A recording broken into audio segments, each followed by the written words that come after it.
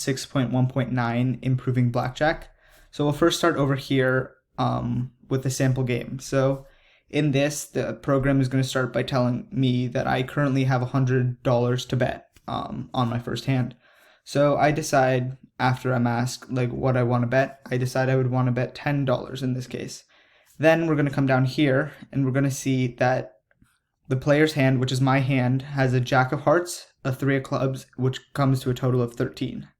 We also get to see one of the dealer's cards, because in blackjack you can only see one of the dealer's cards in their hand. So in this case, the X is going to represent the card we don't know, and the 9 of hearts is the card that we do know, which means that I have a total of 13 and the dealer has a total of 9. We then come down here, and the program asks me if I would like to hit or stand. In this case, I decided to hit because I only had 13, and I felt that was the best in my case. I ended up getting a random card, which was a 5 of spades, and that brought me to a total of 18. I was then asked again if I wanted to hit or stand, and I decided to stand on this one because 18 is quite close to 21. Then it asked me to hit the enter key for the dealer to see the dealer's turn, and then I get to see the dealer's hand, which this shows me a 3 of hearts, a 9 of hearts, and that comes to a total of 12. So now the dealer has to hit because they know that I have an 18, so they decide to hit. The dealer hits, and the card was a Queen of Hearts. This means this dealer busted, and I ended up winning. And as we see down here, I see my new bankroll printed out, and it now shows $110 because I placed that $10 bet and won. So adding that onto the 100 that I originally had, I now have $110. At the very end, it asked me if I would like to play again or not, and I chose no for right now. In the next section, we're going to talk about the hand, and the hand class in this code is going to allow us to show a list of cards, which we see right here. It's also going to allow us to compute the value of the cards that we have in our hands.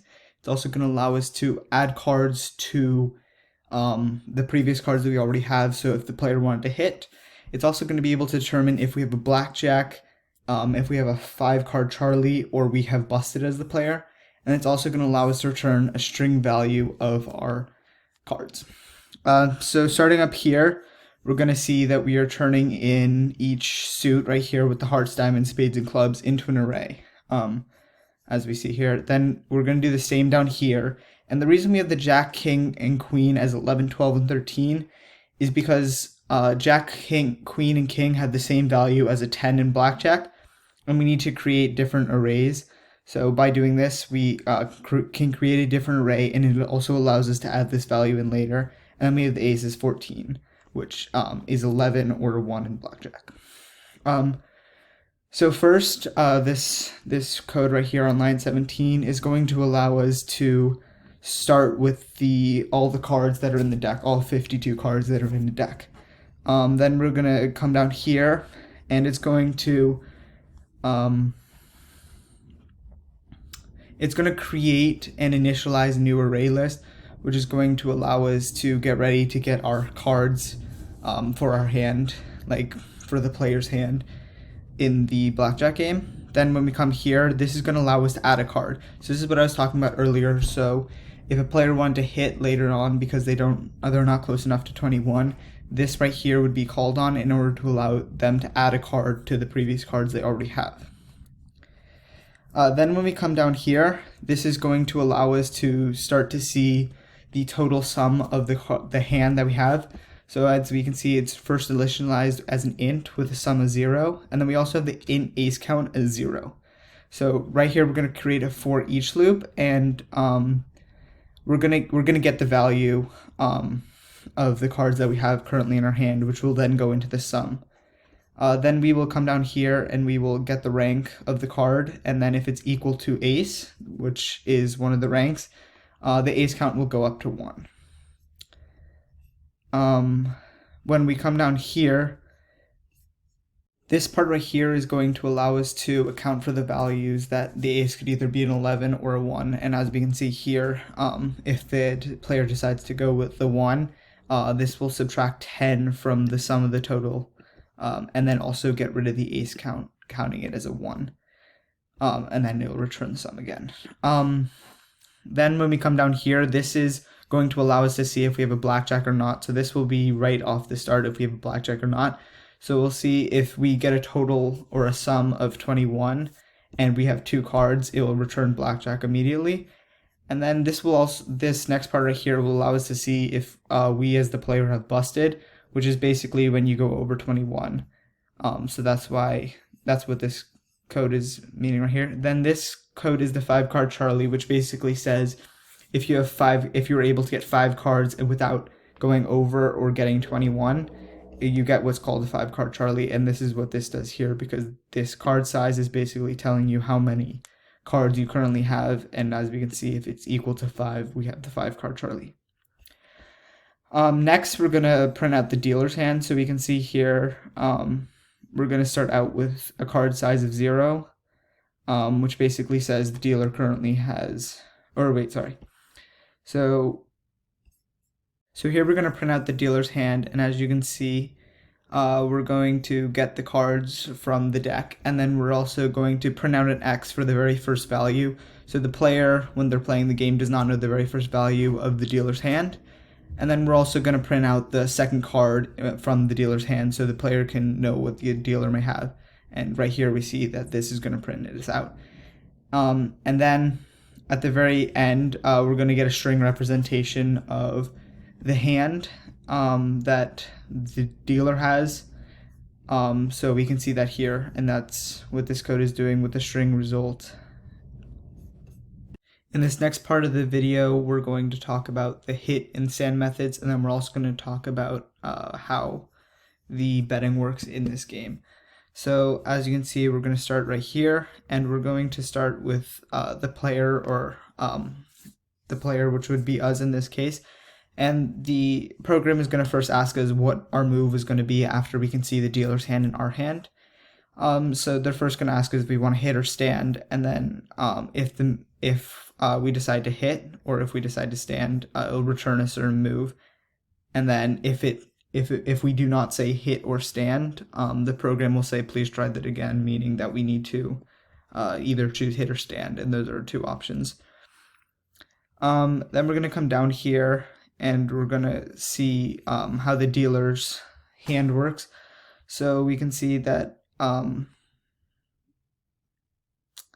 we're going to see the dealer's hand, which is right here, and you can see this right here in this code, and then it's going to print out what the dealer currently has in their hand, which is going to be obviously the X, because we're not supposed to know their first card, and their second card, which in this case, or in the example that I played, is going to be a 9 of hearts.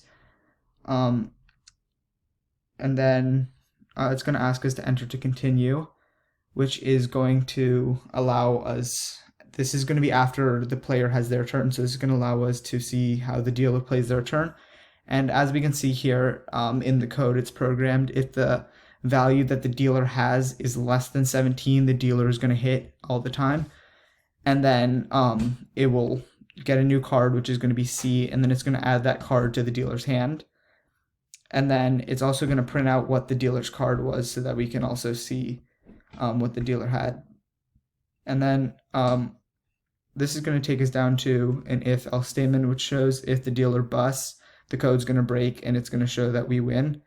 And then if they do stay under 21, or they get 21, and the number is greater than 17, the dealer is going to stand. Otherwise, if that number is still less than 17, the dealer will hit again. So down here, we are going to see, down here we're going to see how the hit works for the player. And as you can see, we're going to, when we hit, we're going to get our card printed that we got from the hit. So in this case, it will be C. And in my example, the card is going to be 5 of spades. And then the program will print out the player's hand now. So as we can see in my example, it printed out the Jack of Hearts, the 3 of Clubs, and the 5 of Spades, which was the new card I just got. And that comes to a total of 18, so that's also what's printed out. And then if the player goes above 21, it's going to return that we busted. Then if we come down here, this will show the win conditions for the dealer and also the player. So we have a Boolean, which is going to either be a true or false, saying that if the player busts, the dealer is going to win as long as they do not bust. And then if the dealer busts, the player is going to win as long as the player did not bust either. Then we're going to come down here, and this is going to be in the case of a tie. We can see that the dealer and the player have the exact same hand, and both their turns are over. This will end in a tie. And then, as you can see here, this is going to be how the betting works.